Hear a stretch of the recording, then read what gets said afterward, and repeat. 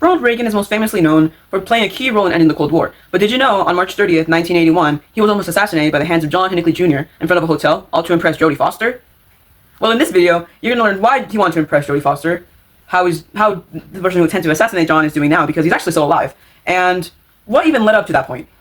Let's get into it! Can we hang out sometime? I'm living 2 feet behind. This is John. He's the one behind the assassination attempt on Ronald Reagan. You may be wondering why a guy like this would, try to assassinate him only just to impress Jodie Foster. Well, the reasoning behind this is because of the movie Taxi Driver.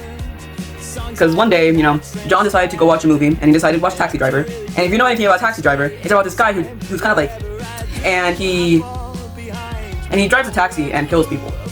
He'd go on to watch it many times, basically. And throughout that time, he started to fall in love with Jodie Foster, because Jodie Foster was an actor in the movie, and I guess bro thought she was flagged. I don't know. So he went on to get this obsession with Jodie Foster the more and more he watched the movie, and he also started to dress and act like the main character. And so, later on, when Jodie Foster's in college and she's 17, he figures out which college she attends, and he starts sending Jodie Foster letters. She starts calling her. He was basically harassing Jodie Foster for a few months, and then because in the movie Taxi Driver, the main character of the movie kills a political figure he thought, oh, if I kill the president, maybe Jodie Foster will like me and we'll get together or something like that. I don't freaking know. He basically thought if he killed the president, he'd get Jodie Foster.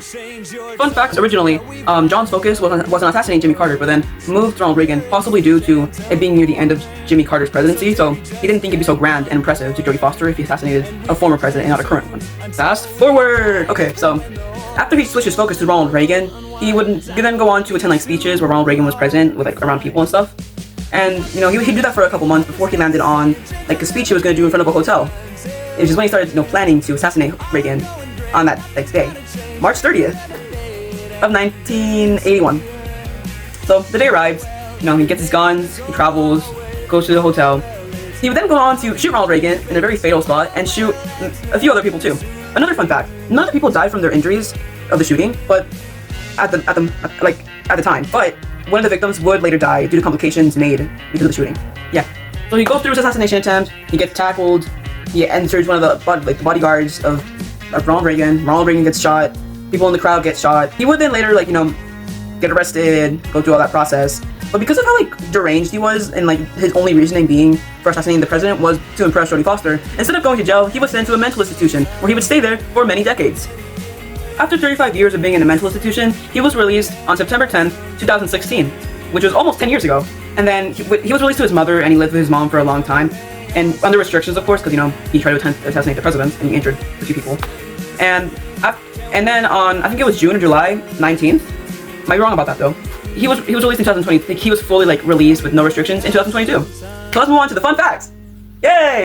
I already told you one fact, but let me tell you 2 facts and something I find really ironic about, the whole situation. So, fact number 1. John is actually alive today. He's currently 70 years old, and he's actually a YouTuber. He's on YouTube. So that's awesome. I think his most recent post was in 2023, but I might be wrong about that. I'll put one of his videos on here on the screen later, but when I'm editing. But, and fact number 2, technically number 3, he's also a musician. He does music and stuff, so that's also kind of cool. now to the thing I find ironic about, this issue, the whole assassination attempt to impress Jodie Foster, is that Jodie Foster's a lesbian. Bro had no chance whatsoever. He did that for no reason. But, moral of the story, don't kill any presidents just because you want to impress a girl. And, yeah. I hope you enjoyed this video. I sure did enjoy recording it, even though I'm not good at explaining things, but yeah. Stay awesome, stay swag, and have a nice day.